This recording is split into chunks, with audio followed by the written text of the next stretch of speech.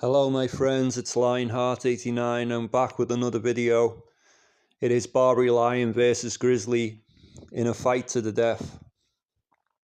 Now these animals have historically been in battles against each other. They have been in ancient Rome. They have been also at the time of the Roman Empire in Spain. There have also historically been lions and bears that have been put against each other to fight each other, and at that time the bear was victorious.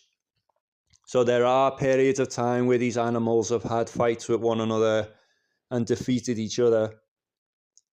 But in this video today, I would like to discuss Barbary lion in a fight to the death against Grizzly, with Grizzly obviously being heavier, maybe about 750 pounds in weight.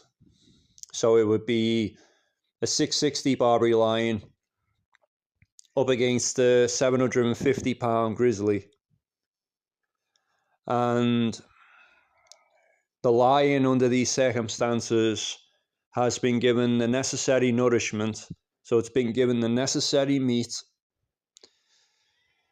It has been given the rest that it needs. It's been given the necessary meat that it needs to eat.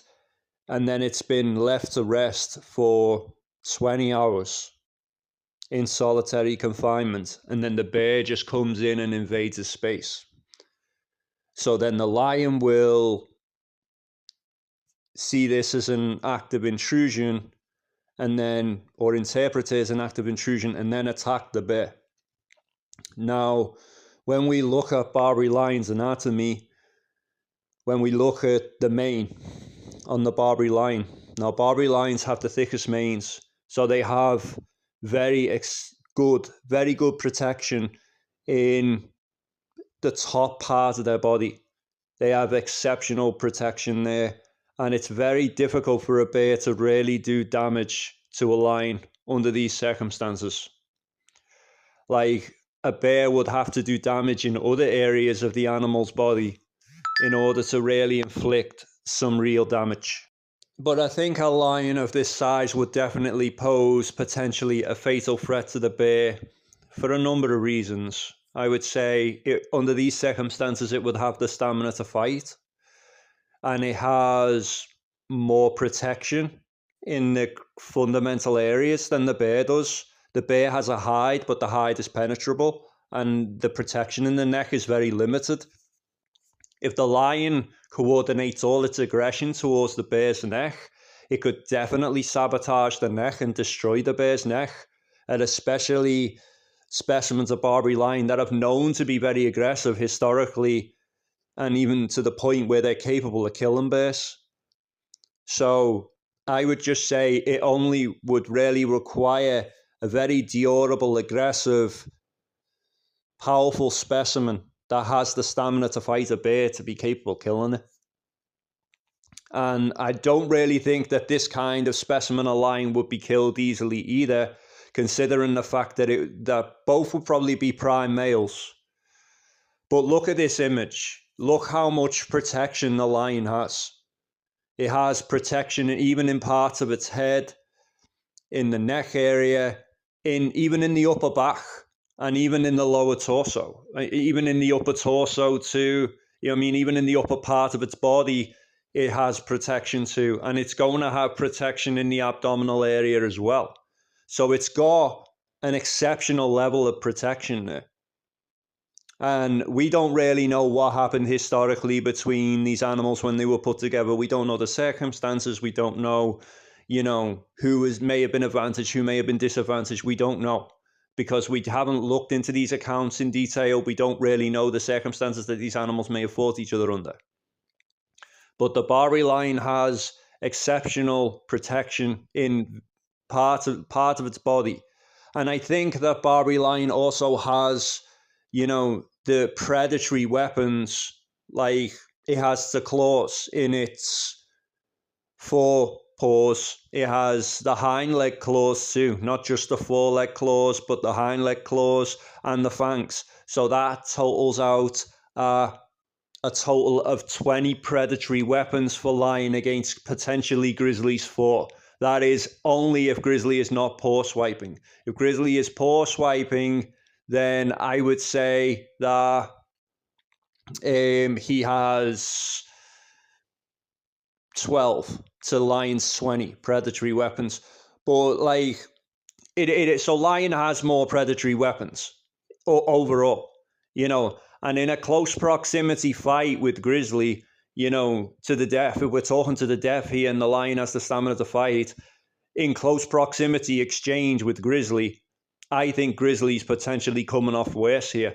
I think that he doesn't have as much protection as the lion does in the crucial areas. He will bite lion in those areas, and he will definitely fail to do any damage there. Like, he would definitely have to bite in different areas if he really wanted to do damage, because he's not really going to be able to do damage in the fundamental areas where he may want to.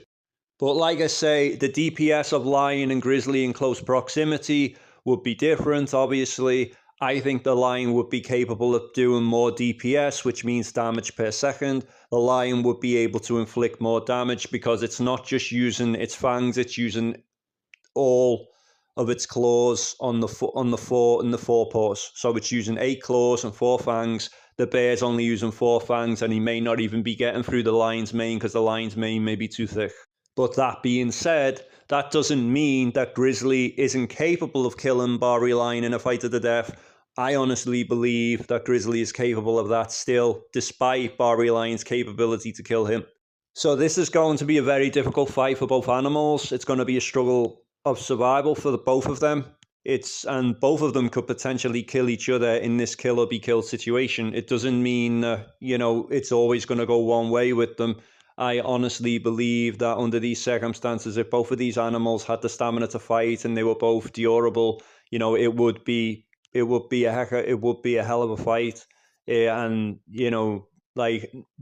neither of them are winning easily, and I don't think either of them are coming out uninjured in this fight. I think they're both going to come out badly injured, or one of them is going to die, and the other's going to be very badly injured after it.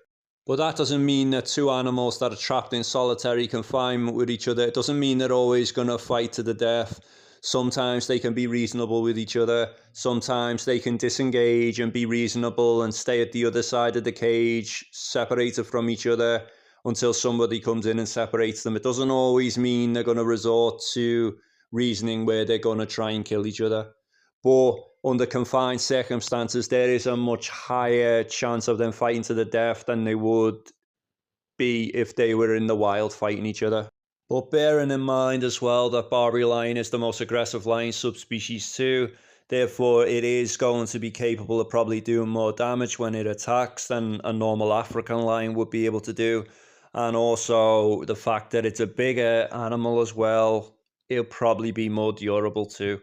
So you've got to consider the fact that both of these animals would be at their prime age and condition, and they will both have the stamina to fight.